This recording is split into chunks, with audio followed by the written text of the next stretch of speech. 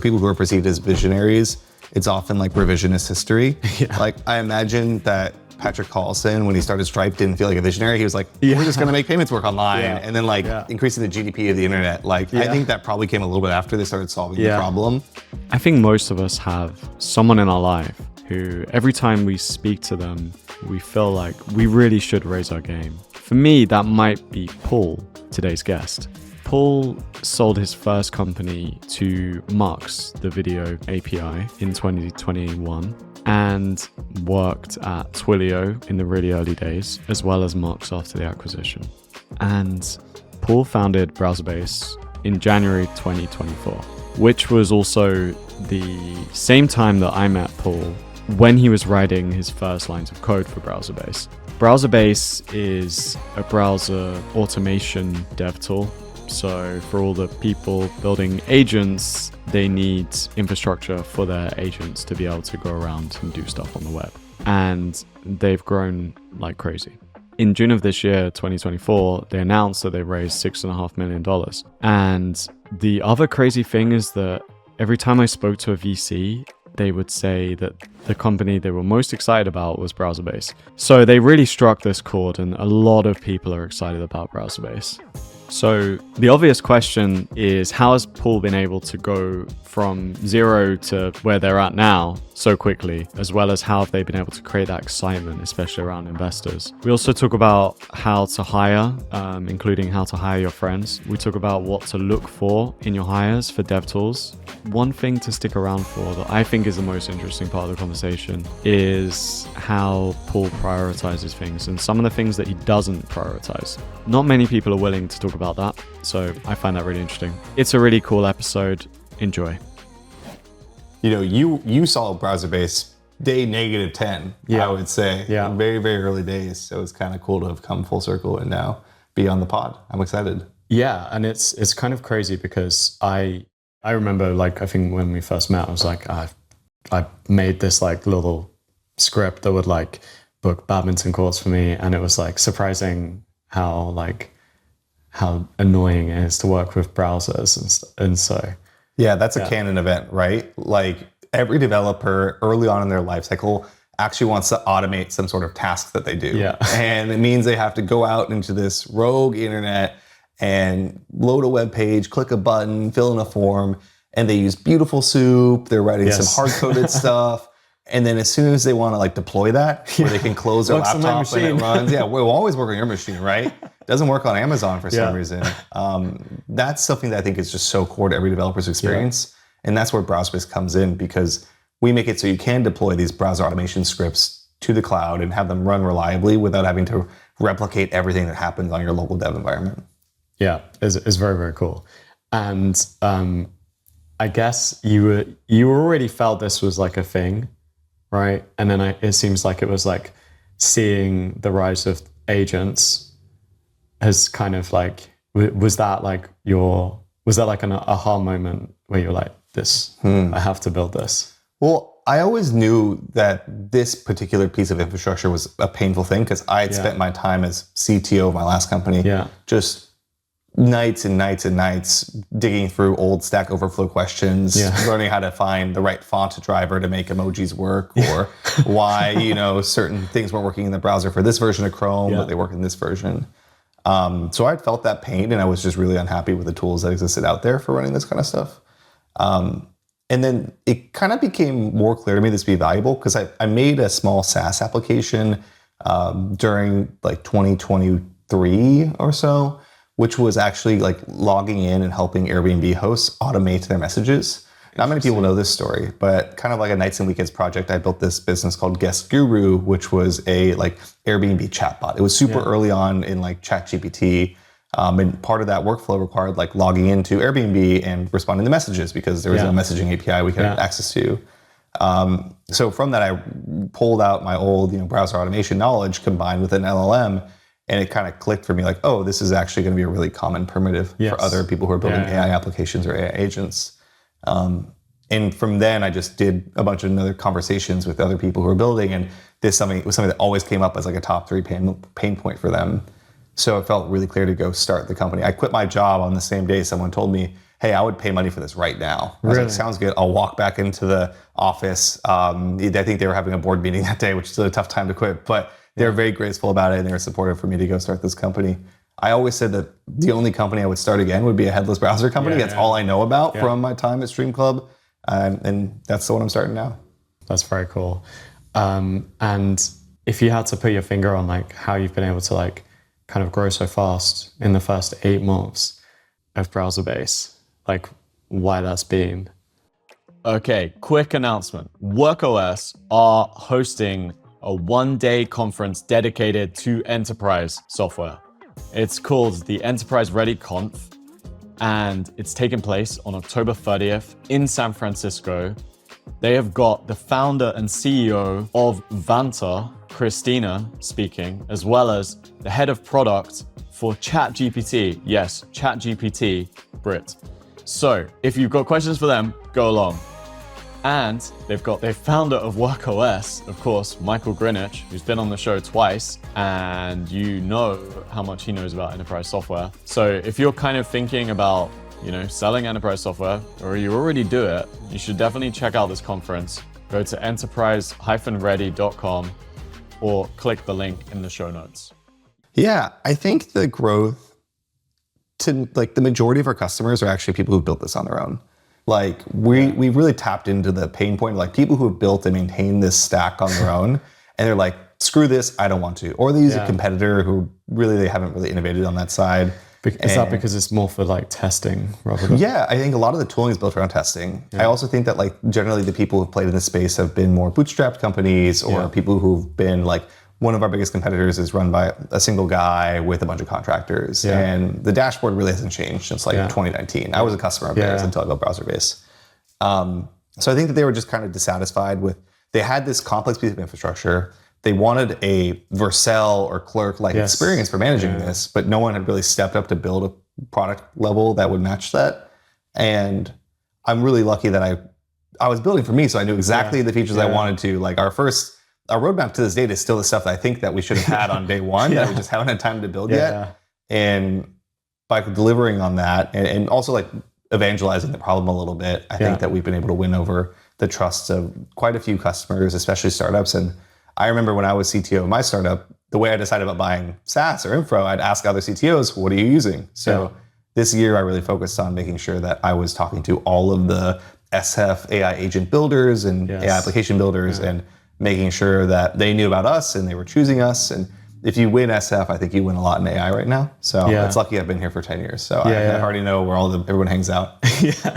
Southern Pacific Brewery. That's it, right? That's the only spot. Maybe that's a good aside is like, it's funny how the marketing in SF is almost like kind of like small town marketing in the sense of like people have billboards and it's very like event driven in this, not in a technical sense, in like literally running events and meetups and stuff like that. Yeah. Everyone knows each other here, which is really, it's like, it feels like Twitter is a lot bigger than it actually is. But at one point you start ending up on market maps next to people who the other founders, and you send it to them like, hey, look, good to see you, or someone will say, hey, watch out for this list of companies. And I'm like, no, these are all people I know, right? Yeah. It's a small town. And like, I think that also means that your reputation here carries with you, and you have to be mindful of how you treat your employees, how you treat your competitors, your customers, because people don't forget that stuff here. And I've really prided us at Browserbase on being like just really good to our team and really transparent to our customers. And we do things like we had a short window of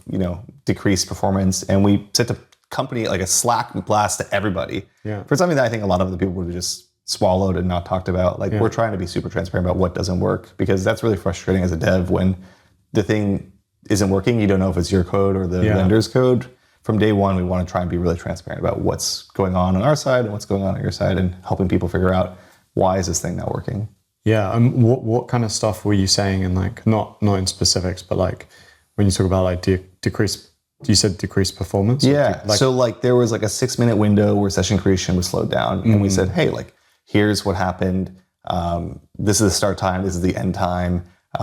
This is what you would have seen. It's resolved now, and we're post-morting it. So, you kind of put that in the community Slack. Or we send it to everybody. Yeah. Just because we want to be like, I think you could have just put that in a status page and hope no one noticed it, but we wanted to be really like explicit with communication. Yeah, that's really cool. Okay, so you're growing very fast, and you're building the roadmap of what you wanted, basically. The other thing that I think that you've been doing is like, I think there's this, people talk about like hot companies, and I think Browserbase is definitely very, very like, we definitely have VC market fit for sure. Yeah, that's true. Yeah, and I was kind of like reflecting on like why, like from an outside perspective, and trying to like think a lot about this. So I kind of wanted to ask you that as well, like, because I think it's always like kind of two sides to this, right? It's like you pleasing customers, and then also like being able to raise the capital that you need to grow the business. What do you think you've done really well on this? Yeah, I think we just had a really clear narrative. Like we always knew what we were going to do from day one. Yeah. I wrote like a 3,000 word long form memo around like, here's what the problem is. Here's how we intend to solve it. Here are the risks. Here's the bets that we're taking. Yeah. And I published that 3 months before we even started the company. Yeah. And I think my story really aligns with the company. I started my career at Twilio. I was actually an intern during the IPO. Really? So I got to see like a best-in-class infra company start there. I did Stream Club where I learned about headless browsers. Yeah. We sold that to Mux, who was another just amazing infra company with great infra founders. Yeah. And from all of that, there's like this really cohesive story that like I should go build an infra company. Yes. I've been at 2 of them. Yeah. I was CTO of a company that had a lot of relevant experience with headless browsers. And it's just a problem that like really aligned with my story. And I think people also saw the same, world playing out that I did. Yes. Like, the future of software isn't just software making you faster at what you do. It's software doing the work for you. And if software is doing the work for you, it means that you're going to have software go out and browse websites using a web browser, just like we do when we're doing work. And if we can help power that in some way, I think that's just a really powerful place to be in the future of software. And to me, that future seems really clear. Yeah, and because it was kind of funny, we were talking before, and I was kind of putting you in this bucket with, I would say like Michael from WorkOS is really good at that as well, of having this like vision. And then you were like, really? Like I see myself as like the anti-visionary. And we were talking about it, and it seems like it's like, you don't see it as like a vision. It's like you believe this thing, you believe you have a worldview on the future, and you don't see it as like vision. It's like you believe that, or in your mind that agents are going to be like a very disruptive. I think it's like people who call themselves, or people who are perceived as visionaries, it's often like revisionist history. Yeah. Like I imagine that Patrick Collison, when he started Stripe, didn't feel like a visionary. He was like, we're just going to make payments work online. Yeah. And then increasing the GDP of the internet. Like, I think that probably came a little bit after they started solving the problem, but he probably looks like a visionary now. I mean, he's an amazing founder. I think same thing with Jeff Lawson. He's like, these telephony APIs don't exist, or they're painful, and I want to send a text, and like, that would be really helpful. Like, I think there's always like this aspirational vision, but I try not to like get too distracted from what we're doing. Like, we're solving this like immediate problem. We have ambitions to continue to solve it in better ways and make it easier for developers. And to me, that's like an endless like optimization game. Like we can infinitely make the infrastructure better, more affordable. We can actually move up the stack and solve the customer's problems in a more reliable way at the SDK layer, maybe even higher than that. So it's just more of a pursuit of solving a problem to perfection than it is like, I want to become Elon Musk in like this vision, like I just really love the problem we're solving, and I think it has a place in the world. Yeah, it's really, really cool. It's for me, if I wanted to go the VC route, like I would want to feel as like sure on a problem as you are. It's like if you just wanted to write like a function that calculates something, it's like trivial. Easy, yeah. But then as soon as you bring in like, it has to go get some number from some website. If I want to download my bank statements, I have to go buy Plaid or integrate with Plaid. I can't log into my own bank account to click the button. Wells Fargo doesn't have an API I can use very easily. But I should be able to just log into my bank account and download those things in an automated way without like going through this whole rigmarole. So I think that like what's really exciting me about Browserbase is that we have a chance to be a category defining company, which means like we are early to a category that is going to be more important in the future, and we can be in front of that category. Yeah. And that's the best type of infrastructure business to build, because you get to kind of pave the way a little bit. Yeah. And there will be people who copy what we do or, compete with us. And I think that's fine. Like, that's a really big market. I actually don't. I think anybody who worries about competitors before $10 million of ARR, they're probably going to lose for other reasons. So they can't get to 10. So it's not something that keeps me up at night. But for us, I'm excited about like using our firsthand knowledge of DevTools and infra and the things that we love to use on other systems. And how do we apply those same principles to browser automation and automating the web? I just love to give developers like more sophisticated primitives to use and more sophisticated tools. So programming becomes just an expressive thing. Yeah. So with Browserbase, I think we're doing that by like letting people write code that controls the internet. Yeah, it's really cool.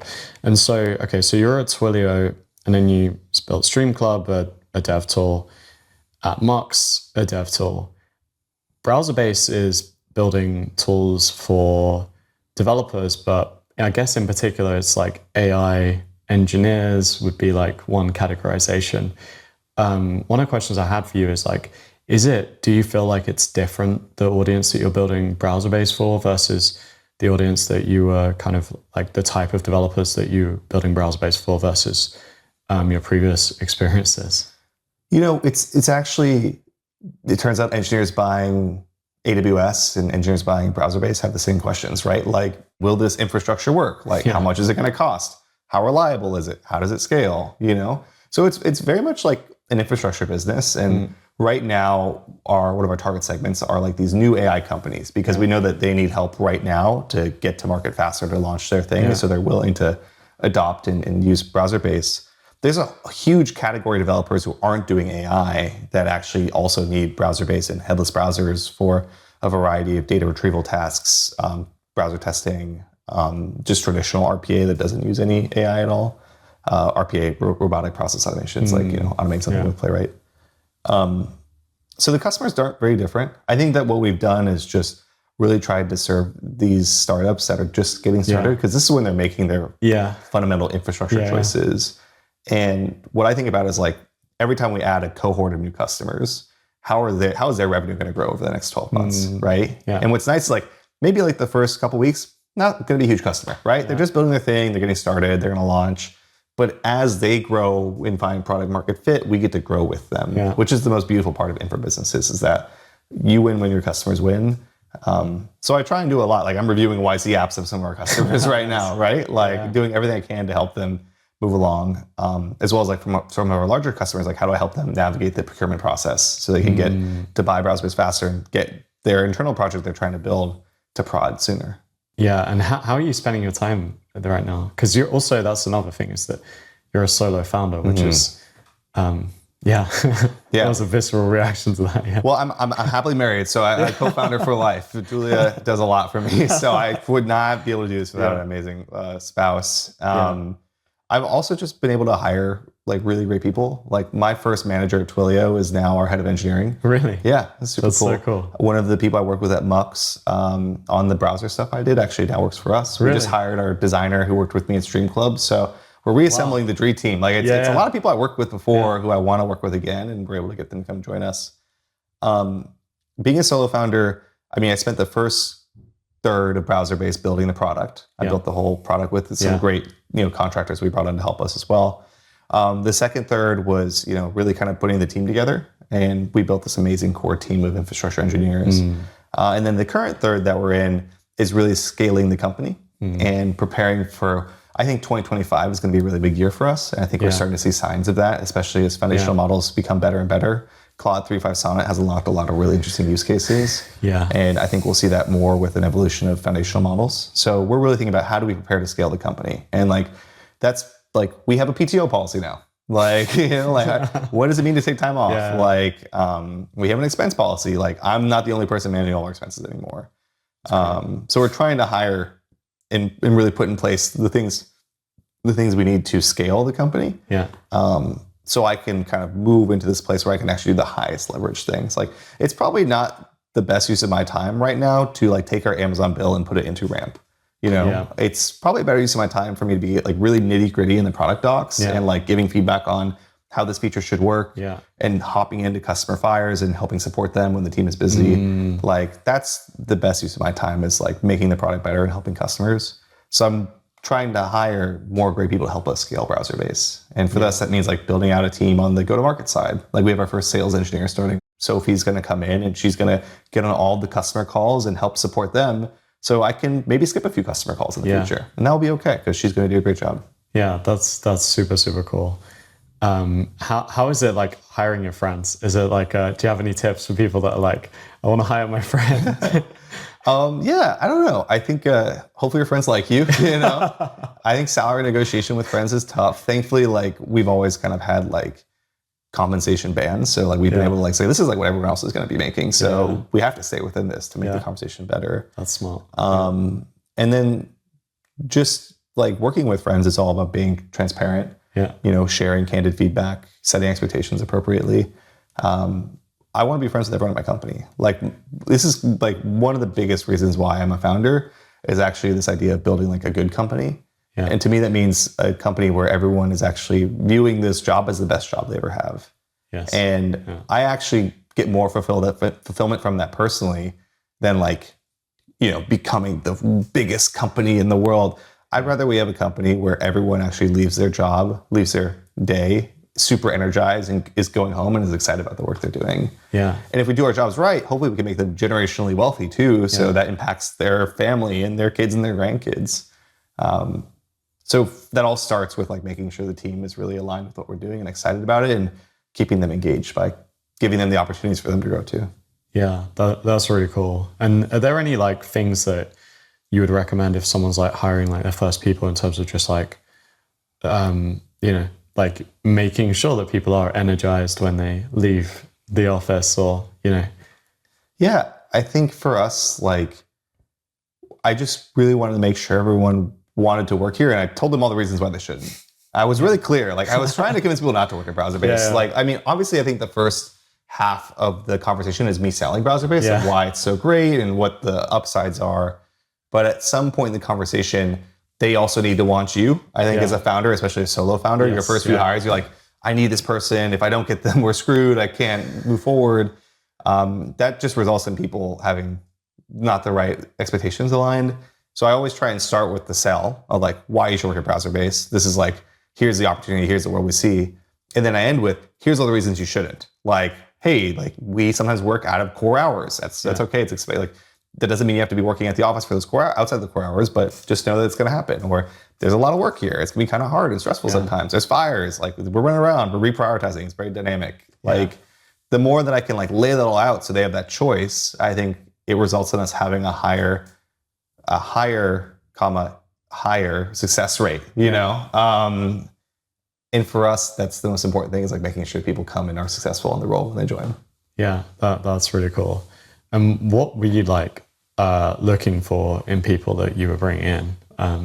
Was there like stuff, because I guess you worked with a lot of people within DevTools, and you probably have like, you know, probably have like some kind of mental like stack rank. My hit list? I would want, this guy. You're top 5. So. No, I didn't have any sort of like CRM. I actually we hired someone who came inbound from us on Twitter who saw one of our like videos I put out and said, this looks great. I'd love to work with you. That was like an awesome hire and a great signal. I mean, we hired from all different channels. Like we had a recruiter for one person. I met somebody at a hackathon. We hired them, an old coworker of mine, people who came inbound. Like we've really used like every channel we can to hire good people.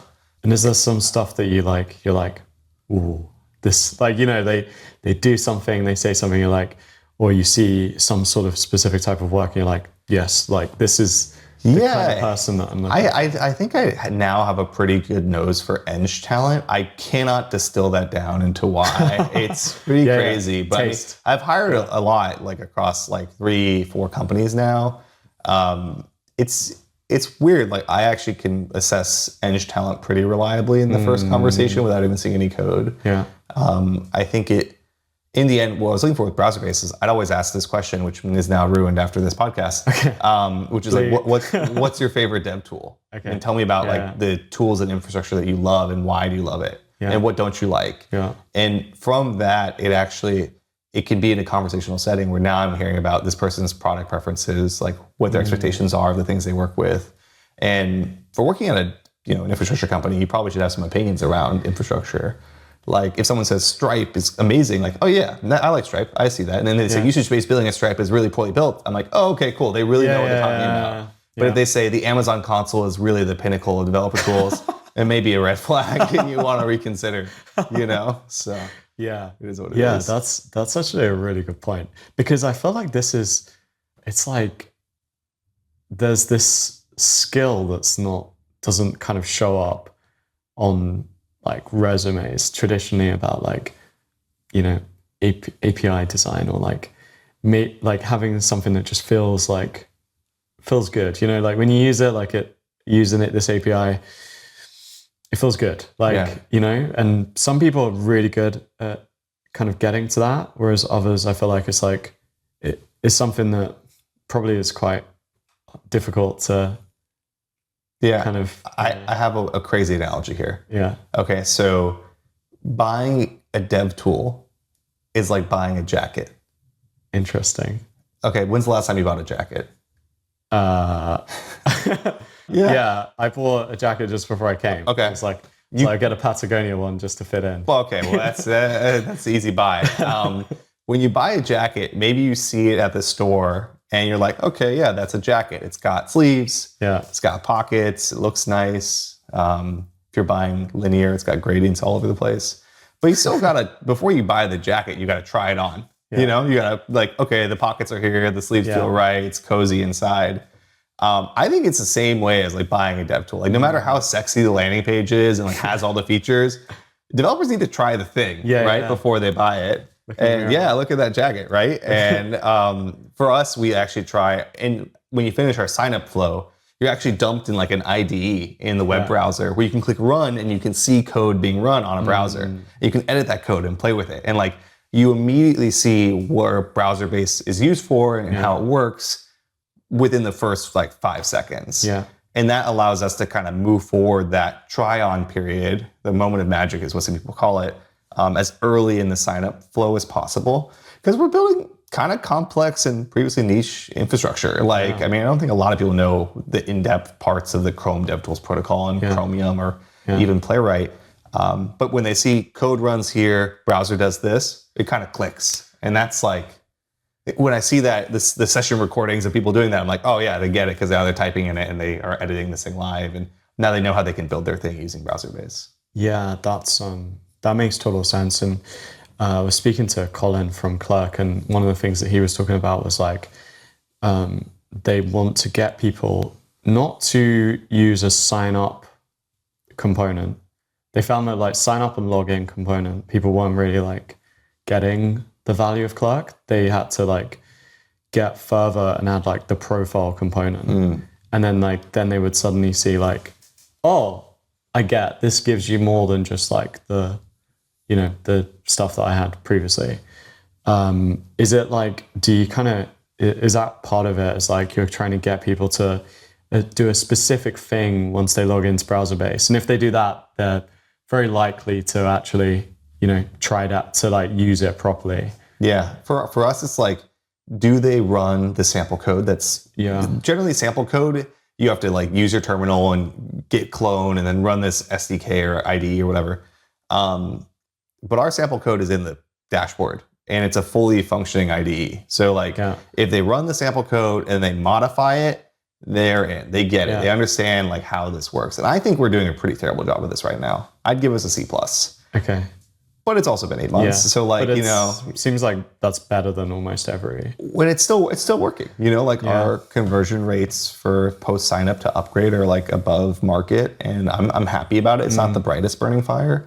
But it's one where like, I think you asked like, how do we move so quickly? I do regret the quality of some of the things that we have at Browserbase. Like I think I look at our docs and I think they'd be way better. Like our SDKs, I want to make our SDKs 10 times better. And maybe that's just like every founder says that about their products, but like being okay with quality for now while you focus on more important things. So we focus a lot on infrastructure scalability. Like in July, we actually just like could not add more browsers. We had reached scaling limits that we didn't think we'd reach until the end of the year. So we had to kind of say, we need to make sure this infra can go, for the next 100,000 concurrent browsers. We put all of our efforts on that. And because of that, we're a small team, we haven't focused on other things. So being a founder means constantly prioritizing different things. And for us, like, making sure it works great and works reliably was more important than making sure the docs are like the top tier docs. Like, I want to move the proxy section outside of the subsection and make it into the sidebar thing, and like rewrite this whole thing, and rate limits need to be clearer. Like, all that stuff just kind of sits in RAM in my brain, and like, but that's okay because the team is going to keep chugging through all that stuff. Yeah, I actually really agree with you, and I feel like it's actually not necessarily like something that is like, I hear people say like, the docs are like the most important thing and this sort of stuff. But like, when you look at OpenAI, they massively deprioritized kind of docs, SDK and stuff, and people were still queuing out the door to use it just because it was so good, the core product.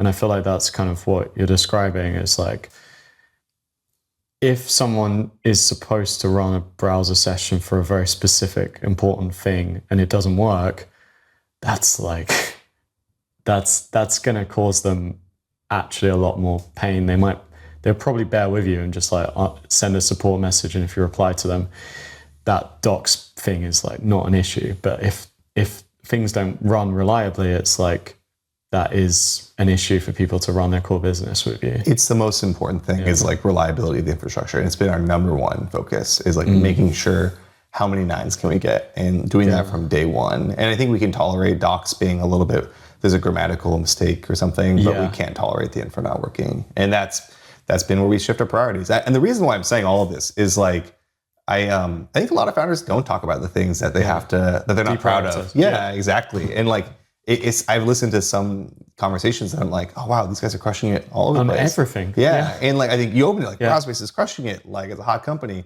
Like, even a hot company has things that we want to improve. And I think that's okay. Yeah. Like, if you don't, as a founder, especially a solo founder, if you don't accept that there are going to be fires burning, you'll never actually do the most important work, because you're going to run around like a chicken with your head cut off. So for us, we focus on the most important thing, which is reliability. We work with great people to help us out when we can't have capacity. Shout out Charlie, who wrote all of our docs. I hope you're watching. Like, it's... Oh, is that Charlie from... Charlie from Charlie Defer. Yeah, Defer. One of my favorite DevTool companies. RIP. It's so good. I love Charlie. But yeah, like, I think that's where we work with other people to help kind of like move our product along when we can't focus on it. But in the end, like, every product has these little things you want to make better. Yeah. And as long as you know about them, then you're in a good place. Yeah. But the worst thing is if we don't know what's bad about your own product, that's like the scariest thing, because then you have no idea what you need to go fix. Yeah. Yeah, that makes total sense. And I think it's a really good point about like knowing what you don't prioritize. And because I do try to ask this. It's just like, a lot of people, aren't necessarily in the habit of like talking publicly about like, oh, okay, these things were not so good. But it's always like, if you really, really care about, like, there's probably a few things within every company that they really, really care about, and they're really, really good at, hopefully, the things they care about. But you can't, it's really hard to like care about everything and focus on everything, because like as startups, I feel like it is, for better or worse, like you can try and make people like give them agency, but there's still like so much that's like, if Paul doesn't care about it, then it's going to be really hard for you to be like exceptional at that thing. Yeah, I think self-awareness is the first step before self-improvement. Yeah. So for us, if I know what I want to improve, then we can go improve that. But if you're like, if you publicly say, yeah, everything is so great about a product, and then someone looks at your docs and there's like this section that's unclear about burst versus sustain rate limits that's in your brain, like, I don't know, it just feels like the most important thing with infrastructure companies is that we're building trust. Yeah. Like, our customers are trusting us with mission critical workflows, and they have to believe us. And if you lie to your customers, they're not going to trust you. And if you do that repeatedly, you lose customers. Yeah. So I think we bias to being more authentic and transparent where possible, just so that like they know that we're going to tell them when things aren't going to work. You don't want to promise something that you can't deliver on, and then somebody else is going to be screwed over by that. Yeah, so. That's really cool. No, that makes complete sense. It should be the default, I think. It makes sense because it's like, oh, cool, being honest with your customers. That sounds like a good idea. But like, I think there's a lot of startup knowledge, which has been like sell first, build later.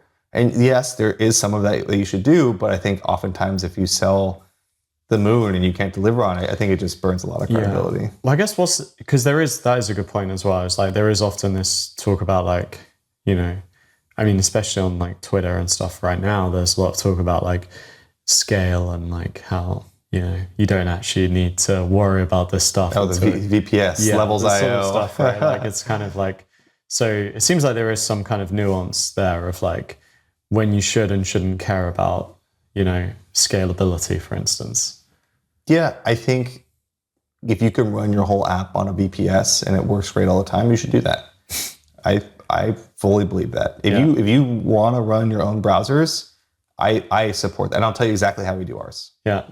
But my bet, and the reason why I build this business is that it's actually really annoying to do that. Like I've done it myself. Yeah. Like I wouldn't have started this company if I didn't think we had sufficient 0 to 1 maintenance pain of like, it's hard to get started to run, let's say 1,000 concurrent web browsers in a cloud environment in a secure way. Yeah. That's hard to do 0 to 1,000 concurrent browsers. But then it's also hard to maintain that fleet of browsers and like deal with things like Chrome updates that are very important for security reasons. You have to roll the whole fleet, or you want to support file downloads, which means that you have to synchronize each browser's download folder to some S3 bucket and then map that for your downstream customers to download. And then like you just like, it's a death by 1,000 cuts on like improving that thing. Yeah. So you become a full-time job for like a small startup. Yeah, like sure, just run your own Postgres. Yeah. Oh, but you want a nice UI? Okay, you got to go buy Postdeco, and then oh wait, you want to do a replica? Okay, you got to figure that out. You want backups, like, or just use Supabase. Yeah. You know, I choose to use Supabase, and I like that. So. Yeah, they're very cool guys. Very cool guys. Yeah. The other Paul. Yeah, the other Paul. DevTools Pauls.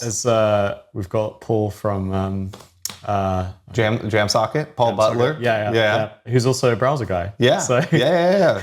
There's a Paul army building here. Watch out. Maybe that's why we have VC market fit. Like Paul DevTool founder is the move. Like, wait a second. Yeah. If you change your name to Paul, and you're in the group chat now. So watch out.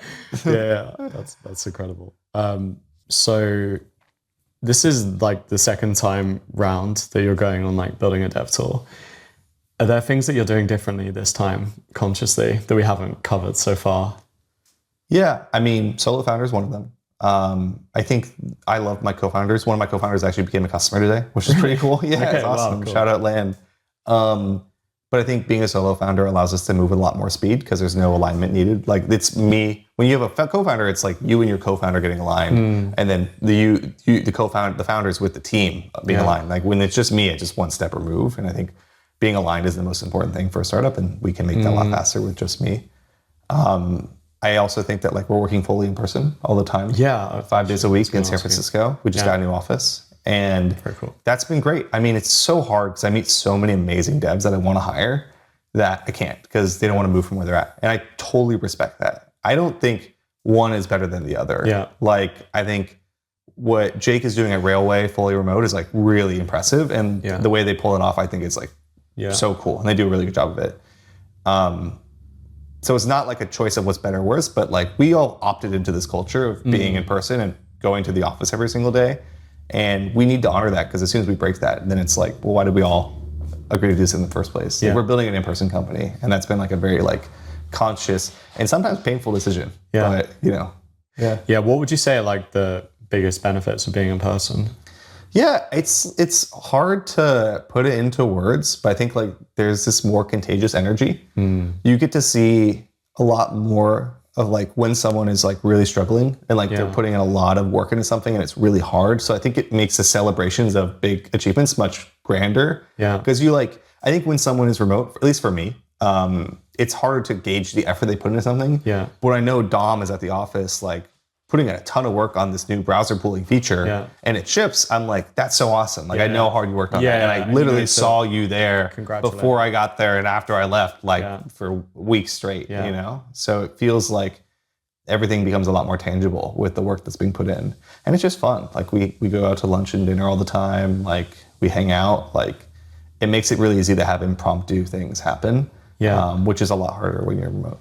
Yeah, I was actually talking to someone who was working in your office, and I was like, oh, what's the name of the place that you were working at before? Solaris. Yeah. Yeah, and I was like, oh, do you know Paul? And he was like, yeah. It was funny because there was just Paul in the office. And then there were like more, and then there were like even more. And suddenly there were like all these people in this like little office, and now they've got, I think. Yeah, we've had like 3 or 4 offices. Yeah. I remember I got the first one, it was just me and 3 desks. It was like, this is so much space. Yeah. And then we have 5 people and 3 desks. And then we got a bigger office. And then we've run out of desks way too often, actually. Even in our current office, at our current hiring plan, we'll run out of desks in the next couple of months. So I'm going to give up my desk probably in like November, and then I'll work from a couch or something. Has it been harder to scale desks or browser sessions? Ooh, it's easier. I mean, I don't know. It depends on if you're in US West 2 or not. I think it's been easier to scale browser sessions than desks these days. It's harder to get more desks. Yeah, exactly. Yeah. Wow, that's actually crazy. Okay, Paul, I think that was like pretty much what we had time for.